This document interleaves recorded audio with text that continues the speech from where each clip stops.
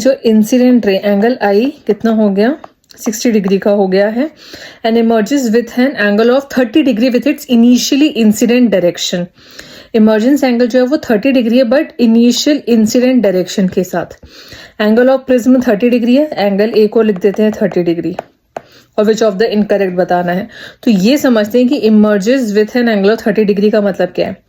अगर हम इसको प्रिज्म को ड्रॉ करें और ये तुम्हारे पास दो नॉर्मल है फॉर एग्जाम्पल, तो सपोज करो ये incident ray I, for example ये रिफ्रैक्ट हुई और ये इमर्जेंट हुई।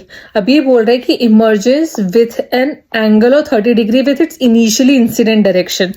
तो इनिशियली इंसिडेंट डायरेक्शन जो होगा वो ये होगा, ठीक है, और इसके साथ ये इमर्जेंट रे बना रही है। दैट मीन्स ये जो एंगल है दैट इज योर 30 डिग्री, जिसको हम डेविएशन एंगल भी बोलते हैं, राइट।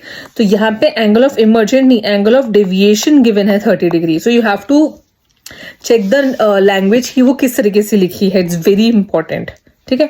अगर हम इसके लिए इमर्जेंट देखें तो रिलेशन होता है क्या, angle I plus angle E is equals to A plus delta. तो एंगल ई हमारे पास आ जाएगा A plus delta minus angle I, A is 30, delta is 30, angle I 60, तो 0 डिग्री हो गया। That means emergent ray normal से आई और आगे नॉर्मल से निकल गई, मतलब फेस के परपेंडिकुलर हिट हुई है। ओके, अगर एंगल ई 0 डिग्री है तो R2 भी 0 होगा। R2 क्या होता है, ये नॉर्मल के साथ ई एंगल है, ये नॉर्मल के साथ आई है, ये R1 एंगल और ये R2 एंगल। तो अगर इमर्जेंट रे सीधा नॉर्मल से चली गई तो वो इंसिडेंट भी नॉर्मल पर ही हुई होगी।